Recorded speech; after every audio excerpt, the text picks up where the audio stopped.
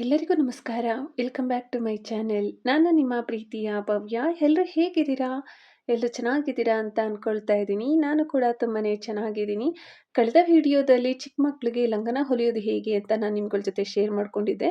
ಇವತ್ತಿನ ಒಂದು ವಿಡಿಯೋದಲ್ಲಿ ಬ್ಲೌಸ್ನ ಸ್ಟಿಚ್ ಮಾಡೋದು ಹೇಗೆ ಅಂತ ಶೇರ್ ಮಾಡ್ಕೊಳ್ತಾ ಇದ್ದೀನಿ. ಫ್ರೆಂಡ್ಸ್, ನನ್ನ ಈ ಒಂದು ಚಾನೆಲ್ಗೆ ನೀವೇನಾದರೂ ಹೊಸಬರಾಗಿದ್ದರೆ ದಯವಿಟ್ಟು ಸಬ್ಸ್ಕ್ರೈಬ್ ಮಾಡ್ಕೊಂಡು ನೋಡಿ. ಹಾಗೆಯೇ ಇಷ್ಟ ಆಯಿತು ಅಂತ ಅಂದರೆ ಒಂದು ಲೈಕ್ ಮಾಡಿ, ಕಮೆಂಟ್ ಮಾಡಿ, ಶೇರ್ ಮಾಡಿ. ವಿಡಿಯೋನ ಎಲ್ಲ ಕೂಡ ಸ್ಕಿಪ್ ಮಾಡದೆ ಪೂರ್ತಿಯಾಗಿ ನೋಡಿ. ಫ್ರೆಂಡ್ಸ್, ಬನ್ನಿ ಹಾಗಾದರೆ ಇವತ್ತಿನ ಒಂದು ವಿಡಿಯೋನ ಶುರು ಮಾಡೋಣ. ನಾನಿಲ್ಲಿ ಮನೇಲಿ ಇರುವಂತಹ ಒಂದು ಬ್ಲೌಸ್ ಪೀಸ್‌ನೇ ತೊಗೊಂಡಿದ್ದೀನಿ ಲೈನಿಂಗಿಗೆ. ಇವಾಗ ನಾನು ಲೈನಿಂಗಿಗೆ ಮಾರ್ಕ್ ಮಾಡಿಕೊಂಡು ಕಟ್ ಮಾಡ್ಕೊಳ್ತಾ ಇದ್ದೀನಿ. ಉದ್ದನ 13 ಇಟ್ಕೊಂಡಿದ್ದೀನಿ, ಅಗಲನ 8 ಇಟ್ಕೊಂಡಿದ್ದೀನಿ. ಸ್ವಲ್ಪ ಜಾಸ್ತಿನೇ ಇರಲಿ ಅಂತ ತೊಗೊಂಡಿದ್ದೀನಿ. ಇನ್ನು ನೆಕ್ಕು 2 ತೊಗೊಂಡಿದ್ದೀನಿ, ಶೋಲ್ಡರು 3 ತೊಗೊಂಡಿದ್ದೀನಿ. ಇನ್ನು ಆರ್ಮೋಲು 4.25ನ ತೊಗೊಂಡಿದ್ದೀನಿ. ಇನ್ನು ನೆಕ್ ಉದ್ದನ 3.25 ತೊಗೊಂಡಿದ್ದೀನಿ ನಾನು. ನನ್ನ ಮಗಳ ಒಂದು ಅಳತೆನ ತೊಗೊಂಡು ಇಲ್ಲಿ ಮಾರ್ಕ್ ಮಾಡಿ ತೋರಿಸ್ತಾ ಇದ್ದೀನಿ. ನಿಮ್ಮ ಮನೆಯಲ್ಲಿ ಮಗು ಅಳತೆ ಹೇಗಿರುತ್ತೆ ಅನ್ನೋದನ್ನ ನೋಡಿಕೊಂಡು ನೀವು ಮಾರ್ಕ್ ಮಾಡ್ಕೊಳ್ಳಿ. ಇಲ್ಲ ಮಗುದು ಒಂದು ಬ್ಲೌಸ್ ಇತ್ತು ಅಂದ್ರೂ ಕೂಡ ಅದರಲ್ಲೂ ಕೂಡ ನೀವು ಮಾರ್ಕ್ ಮಾಡ್ಕೋಬೋದು. ನಾನಿಲ್ಲಿ ನೆಕ್ ಅಗಲ ಮೇಲ್ಗಡೆ ಎಷ್ಟು ಮಾರ್ಕ್ ಮಾಡ್ಕೊಂಡಿದ್ದೆ, ಕೆಳಗಡೆನೂ ಅಷ್ಟೇ ಮಾಡ್ಕೊಂಡಿದ್ದೀನಿ. ಉದ್ದನ ಮಾತ್ರ 3.25ನ ತೊಗೊಂಡಿದ್ದೀನಿ. ಆರ್ಮೋಲ್‌ನ ನಾನು 4.25 ತೊಗೊಂಡಿದ್ದೀನಿ.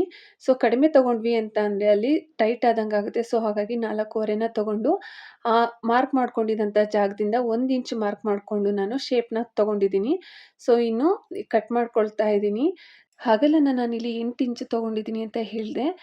ಸ್ಟಿಚಿಂಗಿಗೆ ಅಂತ ಹೇಳಿ ನಾನು 1 ಇಂಚು ಮಾರ್ಕ್ ಮಾಡಿದ್ದೀನಿ, ಲೈನ್ ಹಾಕಿದ್ದೀನಿ, ನಿಮ್ಗೆ ಅಲ್ಲಿ ಕಾಣಿಸ್ತಿರ್ಬೋದು. ಇನ್ನು ಎಡ್ಜಲ್ಲಿ ಅರ್ಧ ಇಂಚು ನಾವು ಮಾರ್ಕ್ ಮಾಡ್ಕೋಬೇಕಾಗುತ್ತೆ ಫೋಲ್ಡ್ ಮಾಡೋದಕ್ಕೆ. ನಾವು ಫ್ರಿಲ್‌ನ ಇಟ್ಟು ಬ್ಲೌಸ್‌ನ ಸ್ಟಿಚ್ ಮಾಡ್ತೀವಿ ಅಂತ ಅಂದರೆ ಉದ್ದನ ಸ್ವಲ್ಪ ಕಡಿಮೆ ತೊಗೋಬೇಕಾಗುತ್ತೆ. ನಾನಿಲ್ಲಿ ಫ್ರಿಲ್‌ನ ಇಡ್ತಾ ಇಲ್ಲ, ನಾರ್ಮಲ್ ಆಗಿಯೇ ಸ್ಟಿಚ್ ಮಾಡ್ತಾ ಇದ್ದೀನಿ. ಸ್ಲೀವ್‌ಗೆ ಮಾತ್ರ ಫ್ರಿಲ್ ಇಟ್ಟು ನಾನು ಸ್ಟಿಚ್ ಮಾಡ್ತಿರೋಂಥದ್ದು. ಇವಾಗ ನಾನು ಕಟ್ ಮಾಡ್ಕೊಂಡಿದ್ದೆಲ್ಲ ಆಗಿದೆ. ಇವಾಗ ಬ್ಯಾಕ್ ನೆಕ್ಕನ್ನು ನಾನು 1/4 ಇಂಚು ಜಾಸ್ತಿನ ತೆಗ್ದಿದ್ದೀನಿ. ಇವಾಗ ಫ್ರಂಟ್‌ನ ತೊಗೊಳ್ತಾ ಇದ್ದೀನಿ. ಫ್ರಂಟ್ ಆರ್ಮೋಲ್‌ನ ನಾನು ಇವಾಗ 1/4 ಇಂಚಷ್ಟು ಮತ್ತೆ ಮಾರ್ಕ್ ಮಾಡಿಕೊಂಡು ಕಟ್ ಮಾಡ್ಕೊಳ್ತಾ ಇದ್ದೀನಿ ಶೇಪ್‌ಗೆ. ಈ ರೀತಿ ಮಾಡಿದ್ರೆ ನಮಗೆ ಕಂಕ್ಳು ಶೇಪು ಚೆನ್ನಾಗಿ ಬರುತ್ತೆ. ಇನ್ನು ಫ್ರಂಟ್ ನೆಕ್ಕನ್ನು ಕೂಡ ಅರ್ಧ ಇಂಚು ನಾನು ಮಾರ್ಕ್ ಮಾಡಿಕೊಂಡು ನಾನು ಶೇಪ್‌ನ ಕೊಟ್ಟಿದ್ದೀನಿ. ವಿಡಿಯೋದಲ್ಲಿ ಮಿಸ್ ಆಗಿದೆ.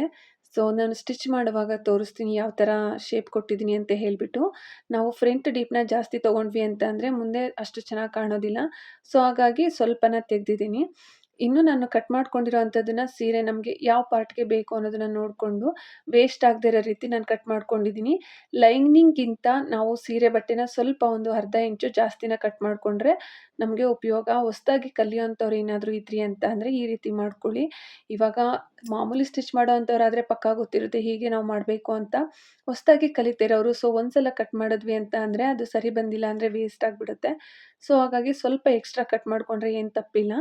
ಇವಾಗ ನಾನಿಲ್ಲಿ ಫ್ರಂಟು ಬ್ಯಾಕು ಎರಡಕ್ಕೂ ಕೂಡ ನಾನು ಸ್ಯಾರಿಗೆ ಇಟ್ಕೊಂಡು ಕಟ್ ಮಾಡ್ಕೊಂಡಿದ್ದೀನಿ. ಬಾರ್ಡ್ರು ಬರೋ ರೀತಿ ನಾನು ಕಟ್ ಮಾಡ್ಕೊಂಡಿಲ್ಲ, ಪ್ಲೈನೇ ಇರಲಿ ಅಂತ ಕಟ್ ಮಾಡ್ಕೊಂಡಿದ್ದೀನಿ. ನಮಗೆ ಬಾರ್ಡ್ರು ಬೇಕು ಅಂತ ಅಂದರೆ ಬಾರ್ಡ್ರು ಇರೋ ಕಡೆಗೆ ಇಟ್ಕೊಂಡು ನಾವು ಕಟ್ ಮಾಡ್ಕೋಬೇಕಾಗುತ್ತೆ. ನಾನು ನಾನು ಕರೆಕ್ಟ್ ಸೆಂಟ್ರಿಗೆ ಫೋಲ್ಡ್ ಮಾಡಿಕೊಂಡು ಕಟ್ ಮಾಡಿಕೊಂಡು ಸೇಮ್ ಅದೇ ರೀತಿ ನಾವು ಸ್ಯಾರಿ ಪೀಸನ್ನು ಕೂಡ ಅದಕ್ಕೆ ಇಟ್ಕೊಂಡು ನಾನು ಕಟ್ ಮಾಡ್ಕೊಂಡಿದ್ದೀನಿ. ಇವಾಗ ಫ್ರಂಟು ಬ್ಯಾಕ್ ಎರಡನ್ನೂ ಕಟ್ ಮಾಡ್ಕೊಂಡಿದ್ದೆಲ್ಲ ಆಗಿದೆ. ಸ್ಟಿಚ್ ಮಾಡೋದು ಹೇಗೆ ಅಂತ ನೋಡ್ಕೊಂಬರೋಣ ಬನ್ನಿ. ಸ್ಟಿಚ್ ಮಾಡೋಕ್ಕೂ ಮುಂಚೆ ಲೈನಿಂಗ್ ಪೀಸ್‌ಗೆ ಹಾಗೆಯೇ ಸ್ಯಾರಿ ಪೀಸ್‌ಗೆ ನಾವು ಗುಂಡು ಪಿನ್‌ನ ಹಾಕ್ಕೋಬೇಕಾಗುತ್ತೆ.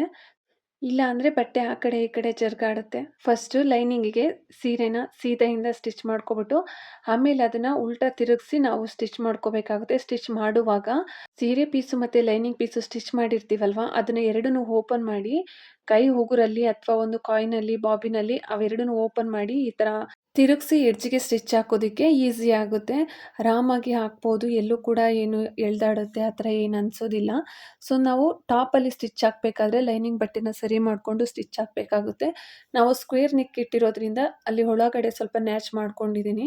ನಾವು ನ್ಯಾಚ್ ಹಾಕ್ಕೊಂಡ್ರೆ ಶೇಪ್ ನಮಗೆ ಕರೆಕ್ಟಾಗಿ ಕೂರುತ್ತೆ. ಸ್ಕ್ವೇರ್ ಇರ್ಬೋದು ಅಥವಾ ಬೇರೆ ಡಿಸೈನ್ ಇರ್ಬೋದು, ಯಾವುದಾದ್ರೂ ಕೂಡ ಅಷ್ಟೇ.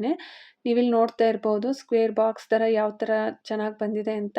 ಇದನ್ನು ಕೂಡ ಅಷ್ಟೇ ನಾನು ಸೀದಾದಲ್ಲಿ ಸ್ಟಿಚ್ ಮಾಡಿಕೊಂಡು ಅದಾದಮೇಲೆ ಸೇಮ್ ಅದೇ ಥರ ಬೆರಳಲ್ಲಿ ಸರಿ ಮಾಡಿಕೊಂಡು ಆಮೇಲೆ ನಾನು ಸ್ಟಿಚ್ ಮಾಡ್ಕೊಳ್ತಾ ಇದ್ದೀನಿ. ಬೇಗ ಆಗುತ್ತೆ ಆ ರೀತಿ ಮಾಡೋದ್ರಿಂದ. ಹಾಗಾಗಿ ಇನ್ನು ಎರಡು ಸೈಡನ್ನು ಕೂಡ ನಾನು ಅದೇ ರೀತಿ ಸ್ಟಿಚ್ ಮಾಡ್ಕೊಳ್ತಾ ಇದ್ದೀನಿ.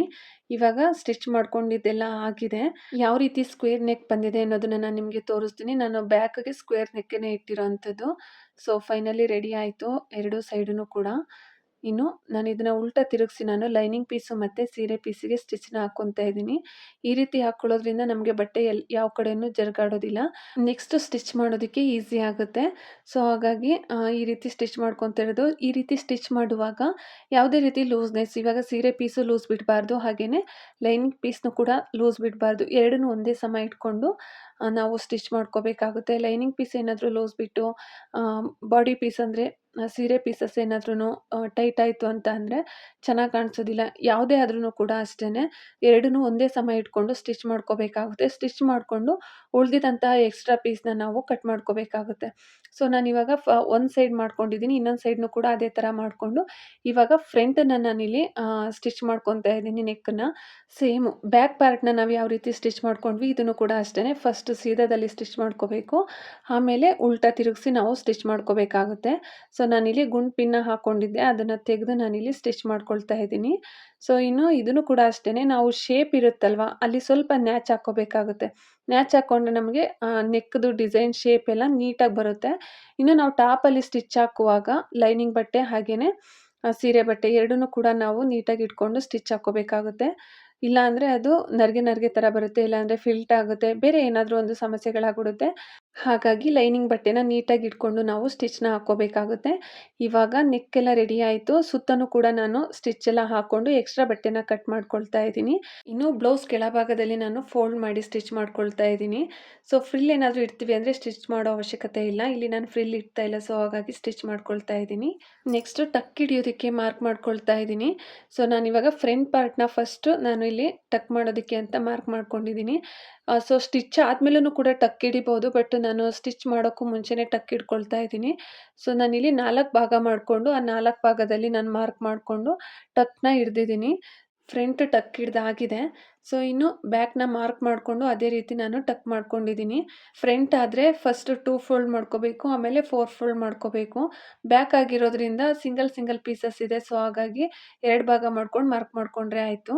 ಸೊ ಟಕ್ಕೆಲ್ಲ ಹಿಡ್ದಾದ್ಮೇಲೆ ನಾವು ಶೋಲ್ಡ್ರನ್ನ ರೆಡಿ ಮಾಡ್ಕೊಳ್ಳೋಣ. ಈ ರೀತಿ ಫಸ್ಟ್‌ಗೆನೆ ಉಲ್ಟಾ ಸ್ಟಿಚ್ ಹಾಕೋದ್ರಕ್ಕಿಂತ ಫಸ್ಟು ಸೀದಾದಲ್ಲಿ ಸ್ವಲ್ಪ ಸ್ಟಿಚ್ ಹಾಕ್ಕೊಂಡು ಆಮೇಲೆ ನಾವು ಅದನ್ನು ತಿರುಗಿಸಿ ಸ್ಟಿಚ್ ಹಾಕೋದ್ರಿಂದ ಓಪನ್ ಆಗೋದಿಲ್ಲ, ಹಿಂಜೋದಿಲ್ಲ. ನಾವು ಲಂಗದಲ್ಲಿ ಯಾವ ಥರ ಸ್ಟಿಚ್ ಮಾಡ್ಕೊಂಡಿದ್ವಿ, ಸೊ ಅದೇ ರೀತಿ ಇದರಲ್ಲೂ ಕೂಡ ನಾವು ಫಸ್ಟ್ ಸೀದಾದಲ್ಲಿ ಸ್ಟಿಚ್ ಮಾಡಿಕೊಂಡು ಒಂದು 1/4 ಇಂಚಿಗೆಲ್ಲ ಈ ರೀತಿ ಸ್ಟಿಚ್ ಮಾಡ್ಕೊಂಡು ಅದನ್ನು ಉಲ್ಟಾ ತಿರುಗಿಸಿ ನಾವು ಸ್ಟಿಚ್ ಮಾಡ್ಕೊಳ್ಳೋದ್ರಿಂದ ಹಿಂಜೋದಿಲ್ಲ, ನೀಟಾಗಿರುತ್ತೆ. ಇನ್ನು ಶೋಲ್ಡ್ರನ್ನ ಉಲ್ಟಾದಲ್ಲಿ ಇವಾಗ ನಾನು ಅಟ್ಯಾಚ್ ಮಾಡ್ಕೊಳ್ತಾ ಇದ್ದೀನಿ. ಸೊ ನಾನು ಎರಡೂ ಕಡೆನೂ ಕೂಡ ಇದೇ ರೀತಿ ರಫ್ ಮಾಡಿ ಅಟ್ಯಾಚ್ ಮಾಡ್ಕೊಂಡಿದ್ದೀನಿ. ಇನ್ನು ಉಕ್ಪಟ್ಟಿ ಮತ್ತು ಕಾಜಾಪಟ್ಟಿನ ರೆಡಿ ಮಾಡ್ಕೊಳ್ತಾ ಇದ್ದೀನಿ ನಾನಿಲ್ಲಿ. ಫಸ್ಟು ಉಕ್ಪಟ್ಟಿನ ಅಟ್ಯಾಚ್ ಮಾಡ್ಕೊಳ್ತಾ ಇದ್ದೀನಿ. ಒಬ್ಬೊಬ್ಬರು ಒಂದೊಂದು ಥರ ಟ್ರಿಕ್ಕಲ್ಲಿ ಅಟ್ಯಾಚ್‌ನ ಮಾಡ್ತಾರೆ. ಸೊ ಈ ರೀತಿ ನೀವೇನಾದರೂ ಅಟ್ಯಾಚ್ ಮಾಡಿದ್ರಿ ಅಂತ ಅಂದರೆ ಯಾವುದೇ ರೀತಿ ವಿಸಿಬಲ್ ಬರೋದಿಲ್ಲ, ಹಾಗೆಯೇ ಫೋಲ್ಡ್ ಮಾಡಿ ಸ್ಟಿಚ್ ಮಾಡೋದಕ್ಕೂ ಕಷ್ಟ ಅಂತ ಅನಿಸೋದಿಲ್ಲ.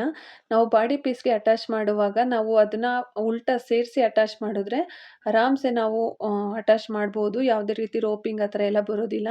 ಸೊ ಇವಾಗ ಕಾಜಾಪಟ್ಟಿನ ನಾನು ಅಟ್ಯಾಚ್ ಮಾಡ್ಕೊಳ್ತಾ ಇದ್ದೀನಿ. ಉಕ್ಪಟ್ಟಿನ ಸೀದಾಯಿಂದ ಅಟ್ಯಾಚ್ ಮಾಡಬೇಕು. ಕಾಜಾಪಟ್ಟಿನ ಒಳಗಡೆ ಅಂದರೆ ಲೈನಿಂಗ್ ಬಟ್ಟೆ ಇರುತ್ತಲ್ವ ಆ ಕಡೆಯಿಂದ ಅಟ್ಯಾಚ್ ಮಾಡಬೇಕಾಗುತ್ತೆ. ನಿಮಗೇನಾದರೂ ಬಟ್ಟೆ ತೆಳು ಇದೆ ಅಂತ ಅಂದರೆ 2 ಪೀಸಲ್ಲಿ ನೀವು ಅಟ್ಯಾಚ್ ಮಾಡ್ಕೋಬೇಕಾಗುತ್ತೆ. ಲೈನಿಂಗು ಮತ್ತು ಸೀರೆ ಬಟ್ಟೆಯಲ್ಲಿ ಇದು ಸ್ವಲ್ಪ ರಫ್ ಇರೋದ್ರಿಂದ ನಾನು ಸಿಂಗಲ್ ಪಟ್ಟಿನೇ ತೊಗೊಂಡಿದ್ದೀನಿ ನಾನಿಲ್ಲಿ. ಇದನ್ನು ಕೂಡ ಅಷ್ಟೇ, ನಾವು ಅಟ್ಯಾಚ್ ಮಾಡುವಾಗ ಬಾಡಿ ಪೀಸಿಗೆ ನಾವು ಉಲ್ಟಾ ಸೇರಿಸಿ ಅಟ್ಯಾಚ್ ಮಾಡಿಕೊಂಡ್ರೆ ನಾವು ಫೋಲ್ಡ್ ಮಾಡಿ ಸ್ಟಿಚ್ ಮಾಡುವಾಗ ಯಾವುದೇ ರೀತಿ ವಿಸಿಬಲ್ ಬರೋದಿಲ್ಲ. ನಾನು ಯಾವ ರೀತಿ ಫೋಲ್ಡ್ ಮಾಡಿ ಟರ್ನ್ ಮಾಡಿಕೊಂಡೆ ಅನ್ನೋದನ್ನು ನೀವು ನೋಡಿದ್ರೆ ನಿಮ್ಗೆ ಅರ್ಥ ಆಗುತ್ತೆ. ಸೊ ನಾನಿಲ್ಲಿ ಥ್ರೆಡ್ಡಲ್ಲಿ ಕಾಜಾನ ಮಾಡ್ತಾ ಇಲ್ಲ, ಸ್ಟಿಚಿಂಗಲ್ಲೇ ಕಾಜಾ ಮಾಡ್ತಾ ಇದ್ದೀನಿ. ಕಾಜಾ ಪಟ್ಟಿ ತೆಳು ಇದ್ದರೆ ಅಷ್ಟು ಚೆನ್ನಾಗಿ ಆಗೋದಿಲ್ಲ. ಸೊ ಹಾಗಾಗಿ ಸ್ವಲ್ಪ ರಫ್ ಆಗಿನೇ ಇರಬೇಕು, ಇಲ್ಲಾಂದರೆ ಡಬಲ್ ಪೀಸಲ್ಲೇ ನಾವು ಸ್ಟಿಚ್ ಮಾಡ್ಕೋಬೇಕು. ಇನ್ನು ನಾನಿಲ್ಲಿ ಮಾರ್ಕ್ ಮಾಡ್ಕೊಳ್ತಾ ಇದ್ದೀನಿ ಕಾಜಾನ ಎಷ್ಟು ಬೇಕು ಅಂತ. ಸೊ 4 ಹುಕ್ ಬರೋ ಥರ ನಾನು ಮಾಡ್ಕೊಳ್ತಾ ಇದ್ದೀನಿ. ಸೊ ಮಾರ್ಕ್ ಮಾಡಿಕೊಂಡು ಈ ರೀತಿ ಸ್ಟಿಚ್ ಮಾಡಿಕೊಂಡ್ರೆ ನಮಗೆ ಕರೆಕ್ಟಾಗಿ ಬರುತ್ತೆ. ಥ್ರೆಡ್ಡಲ್ಲಿ ಕಾಜಾನ ಮಾಡ್ಕೊಂಡ್ವಿ ಅಂತ ಅಂದರೆ ಹಾಳಾಗೋ ಚಾನ್ಸಸ್ ಇರುತ್ತೆ. ಈ ರೀತಿ ನಾವು ಬಟ್ಟೆಗೆ ಮಾಡ್ಕೊಂಡ್ವಿ ಅಂತ ಅಂದರೆ ಬೇಗ ಹಾಳಾಗೋದಿಲ್ಲ. ಇವಾಗ ಕಾಜಾಪಟ್ಟಿನೂ ಕೂಡ ರೆಡಿಯಾಗಿದೆ. ಉಕ್ಪಟ್ಟಿ ಮತ್ತು ಕಾಜಾಪಟ್ಟಿ ಎರಡೂ ಕೂಡ ರೆಡಿ ಆಯಿತು. ಉದ್ದ ಗುಡ್ಡ ಆ ಥರ ಏನಿಲ್ಲ, ನಾವು ಕಟ್ ಮಾಡುವಾಗ ಸರಿಯಾಗಿ ಕಟ್ ಮಾಡ್ಕೊಂಡ್ವಿ ಅಂದರೆ ಪಕ್ಕಾ ಬರುತ್ತೆ. ನೆಕ್ಸ್ಟು ಸ್ಲೀವ್ನ ಕಟ್ ಮಾಡ್ಕೊಳ್ತಾ ಇದ್ದೀನಿ. ಉದ್ದ ನಾನಿಲ್ಲಿ 30 ತೊಗೊಂಡಿದ್ದೀನಿ, ಅಗಲ ನಾನು ಎಷ್ಟು 5.25ನ ತೊಗೊಂಡಿದ್ದೀನಿ. ಸೊ ಇನ್ನು ಕಡಿಮೆ ಬೇಕು ಅಂದ್ರೂ ಕೂಡ ತೊಗೋಬೋದು. ಸೊ ಈ ರೀತಿ ಇಟ್ಕೊಂಡ್ರೆ ಚೆನ್ನಾಗಿರುತ್ತೆ ಅನ್ನೋದಕ್ಕೋಸ್ಕರ ನಾನು ತೊಗೊಂಡಿದ್ದೀನಿ. ನಾನಿಲ್ಲಿ 4 ಫೋಲ್ಡಲ್ಲಿ ತೊಗೊಂಡಿದ್ದೀನಿ. ನನಗೆ ಬಾರ್ಡ್ರು ಮೇಲೆ ಬರಬೇಕು ಮತ್ತು ಸೀರೆ ಪೀಸಸ್ ಇರೋವಂಥದ್ದು ಒಳಗಡೆ ಹೋಗಬೇಕು, ಆ ರೀತಿ ತೊಗೊಂಡಿದ್ದೀನಿ. ಇನ್ನು ಸ್ಲೀವ್ಗೆ ಶೇಪ್ ಕೊಡಬೇಕಾದ್ರೆ ಬೇಕಲ್ವಾ? ಸೊ ಹಾಗಾಗಿ ಮಾಮೂಲಿ ಸ್ಲೀವ್‌ಗೆಲ್ಲ ಯಾವ ರೀತಿ ಶೇಪ್‌ನ ಕೊಡ್ತೀವಿ ಅಷ್ಟು ಕೊಡಲ್ಲ. ಸ್ವಲ್ಪ ಶೇಪ್‌ನ ಕೊಡ್ತಾ ಇದ್ದೀನಿ ನಾನಿಲ್ಲಿ. ಫ್ರಿಲ್ಲು ಸ್ಲೀವ್ ಆಗಿರೋದ್ರಿಂದ ನೀವು ಇನ್ನು ಕಡಿಮೆನಾದ್ರೂ ತೊಗೋಬೋದು, ಇಲ್ಲ ಜಾಸ್ತಿನಾದ್ರೂ ತೊಗೋಬೋದು.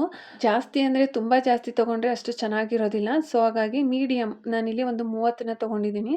ಸೊ ಅದ್ರ ಮೇಲೆ ಇನ್ನೊಂದು 2-3 ಇಂಚು ಜಾಸ್ತಿನ ತೊಗೋಬೋದು, ಏನು ತೊಂದರೆ ಇಲ್ಲ. ಸೊ ಇವಾಗ ಸ್ಲೀವ್ ಕಟ್ ಮಾಡ್ಕೊಂಡಿದ್ದೆಲ್ಲ ಆಗಿದೆ. ಇನ್ನು ಸ್ಟಿಚ್ ಮಾಡ್ಕೊಳ್ಳೋಣ. ನಾನು ಡೈರೆಕ್ಟಾಗಿ ಬಟ್ಟೆಗೆ ಸ್ಟಿಚ್ ಮಾಡ್ಕೊತಾ ಇಲ್ಲ. ಸ್ಲೀವ್‌ನ ಅಟ್ಯಾಚ್ ಮಾಡೋದಕ್ಕೂ ಮುಂಚೆನೇ ನಾನು ಫ್ರಿಲ್‌ನ ರೆಡಿ ಮಾಡಿಕೊಂಡು ಆಮೇಲೆ ನಾನು ಬಾಡಿಗೆ ಅಟ್ಯಾಚ್ ಮಾಡ್ತಾ ಇದ್ದೀನಿ. ಈ ರೀತಿ ಮಾಡ್ಕೊಳ್ಳೋದ್ರಿಂದ ಬೇಗ ಆಗುತ್ತೆ. ಸೊ ಬಿಗಿನರ್ಸ್‌ಗೆ ಕನ್‌ಫ್ಯೂಸ್ ಆಗಲ್ಲ. ಯಾವ ಕಡೆಗೆ ಫ್ರಿಲ್ ಮಾಡಬೇಕು, ಯಾವ ಥರ ಇಟ್ಕೋಬೇಕು ಅದೆಲ್ಲ ಅಷ್ಟು ಕನ್‌ಫ್ಯೂಸ್ ಆಗೋದಿಲ್ಲ. ಸೊ ಈ ರೀತಿ ಮಾಡ್ಕೊಳ್ಳೋದ್ರಿಂದ ಮೊದಲೇನೆ ಫ್ರಿಲ್ ಎಲ್ಲ ರೆಡಿ ಆಗಿರುತ್ತೆ. ಮಾಮೂಲಿ ಸ್ಲೀವ್‌ನ ಹೇಗೆ ಅಟ್ಯಾಚ್ ಮಾಡ್ತೀವಿ ಅದೇ ರೀತಿ ಬಾಡಿಗೆ ಅಟ್ಯಾಚ್ ಮಾಡಿಕೊಂಡ್ರೆ ಆಯಿತು. ಸ್ಲೀವ್ ಅಟ್ಯಾಚ್ ಮಾಡಿ ಆದಮೇಲೆ ನಾನು ಮತ್ತೆ ಅದ್ರ ಮೇಲೆ ಒಂದು ಸ್ಟಿಚ್‌ನ ಹಾಕ್ಕೊಳ್ತಾ ಇದ್ದೀನಿ. ಬಾಡಿ ಪೀಸು ಮತ್ತು ಸ್ಲೀವ್ ಎರಡನ್ನೂ ಸೇರಿಸಿ ಅಟ್ಯಾಚ್ ಮಾಡಿರೋದನ್ನು ಬಾಡಿ ಕಡೆಗೆ ಟರ್ನ್ ಮಾಡಿ ನಾನು ಟಾಪಲ್ಲಿ ಸ್ಟಿಚ್‌ನ ಹಾಕ್ಕೊಳ್ತಾ ಇದ್ದೀನಿ. ಈ ರೀತಿ ಹಾಕೋದ್ರಿಂದ ನಮಗೆ ಸ್ಲೀವು ಲುಕ್ಕಾಗಿ ಕಾಣಿಸುತ್ತೆ. ಆ ಕಡೆ ಈ ಕಡೆ ಬಾಡಿ ಕಡೆಗೆ ಬೆಂಡ್ ಆಗೋದು ಆ ಥರ ಏನಾಗೋದಿಲ್ಲ. ಸೊ ತುಂಬಾ ಚೆನ್ನಾಗಿರುತ್ತೆ. ನಾನು ಎರಡೂ ಕಡೆನೂ ಕೂಡ ಅದೇ ರೀತಿ ಸ್ಟಿಚ್ ಮಾಡಿಕೊಂಡು ನಾನಿವಾಗ ಸೈಡ್‌ನ ಸ್ಟಿಚ್ ಮಾಡ್ತಾ ಇದ್ದೀನಿ. ಸೇಮ್ ಇದನ್ನು ಕೂಡ ಅಷ್ಟೇ ನಾನು ಟಾಪಲ್ಲಿ ಒಂದು 1/4 ಇಂಚಿಗೆ ಸ್ಟಿಚ್ ಮಾಡಿಕೊಂಡು ಅದಾದಮೇಲೆ ಉಲ್ಟಾನ ತಿರುಗಿಸಿ ನಾನು ಸ್ಟಿಚ್ ಮಾಡ್ಕೊಳ್ತಾ ಇದ್ದೀನಿ. ಕೆಲವೊಂದೊಂದು ಬಟ್ಟೆಗಳು ಬೇಗ ಹಿಂಜಿಬಿಡುತ್ತೆ. ಸೊ ಹಾಗಾಗಿ ಈ ರೀತಿ ಮಾಡಿದ್ರೆ ಬೇಗ ಬಟ್ಟೆ ಹಿಂಜೋದಿಲ್ಲ. ಸೊ ಹಾಗಾಗಿ ಈ ಟ್ರಿಕ್‌ನ ಉಪಯೋಗಿಸಿ ಸ್ಟಿಚಿಂಗ್ ಫಿನಿಶಿಂಗ್ ಕೂಡ ನೋಡೋದಕ್ಕೆ ತುಂಬಾ ಚೆನ್ನಾಗಿರುತ್ತೆ. ಸೊ ಸೈಡೆಲ್ಲ ಸ್ಟಿಚ್ ಮಾಡಿಕೊಂಡು ನಮಗೆ ಬಾಡಿ ಫಿಟ್ಟಿಂಗ್ ಎಷ್ಟು ಬೇಕು ಅನ್ನೋದನ್ನ ನೋಡಿಕೊಂಡು ಮಾರ್ಕ್ ಮಾಡಿಕೊಂಡು ನಾವು ಸ್ಟಿಚ್ ಮಾಡ್ಕೊಳ್ಳೋಣ. ಸೇಮ್ ನಾನು ಈ ಕಡೆ ಯಾವ ರೀತಿ ಸ್ಟಿಚ್ ಮಾಡಿಕೊಂಡೆ ಇನ್ನೊಂದು ಸೈಡನ್ನು ಕೂಡ ನಾನು ಅದೇ ರೀತಿ ಸ್ಟಿಚ್ ಮಾಡ್ಕೊಳ್ತಾ ಇದ್ದೀನಿ. ಸೊ ನೀವಿಲ್ಲಿ ನೋಡ್ತಾ ಇರ್ಬೋದು ಯಾವ ರೀತಿ ಫಿನಿಶಿಂಗ್ ಬಂದಿದೆ ಅಂತ ಹೇಳಿ. ಇನ್ನೊಂದು ಸೈಡನ್ನು ಕೂಡ ನಾನು ಅದೇ ರೀತಿ ಸ್ಟಿಚ್ ಮಾಡ್ಕೊಳ್ತಾ ಇದ್ದೀನಿ. ಫೈನಲಿ ಬ್ಲೌಸು ರೆಡಿ ಆಗಿದೆ. ಸೊ ಫ್ರೆಂಡ್ಸ್, ಇವತ್ತಿನ ಒಂದು ವಿಡಿಯೋ ನಿಮಗೆಲ್ಲ ಇಷ್ಟ ಆಗುತ್ತೆ ಅಂತ ಭಾವಿಸ್ತಾ ಇದ್ದೀನಿ. ನಿಮಗೆಲ್ಲ ಯೂಸ್ಫುಲ್ ಆಗುತ್ತೆ ಅಂತ ಅಂದ್ಕೊಂಡಿದ್ದೀನಿ. ಸೊ ಫ್ರೆಂಡ್ಸ್, ನನ್ನ ಈ ಒಂದು ಚಾನಲ್ಗೆ ನೀವೇನಾದರೂ ಹೊಸಬ್ರಾಗಿದ್ದರೆ ದಯವಿಟ್ಟು ಸಬ್ಸ್ಕ್ರೈಬ್ ಮಾಡ್ಕೊಂಡು ನೋಡಿ. ಹಾಗೆಯೇ ಇಷ್ಟ ಆಯಿತು ಅಂತ ಅಂದರೆ ಒಂದು ಲೈಕ್ ಮಾಡಿ, ಕಮೆಂಟ್ ಮಾಡಿ, ಶೇರ್ ಮಾಡಿ. ವಿಡಿಯೋನ ಎಲ್ಲೂ ಕೂಡ ಸ್ಕಿಪ್ ಮಾಡದೆ ಪೂರ್ತಿಯಾಗಿ ನೋಡಿ ಫ್ರೆಂಡ್ಸ್. ನಿಮಗೇನಾದರೂ ಈ ಬ್ಲೌಸ್ ಸ್ಟಿಚಿಂಗಲ್ಲಿ ಡೌಟ್ ಇತ್ತು ಅಂತ ಅಂದರೆ ಕಮೆಂಟ್ ಮಾಡಿ. ಸೊ ತಿಳಿಸ್ತೀನಿ ಏನು ಅಂತ ಹೇಳಿ. ಧನ್ಯವಾದಗಳು.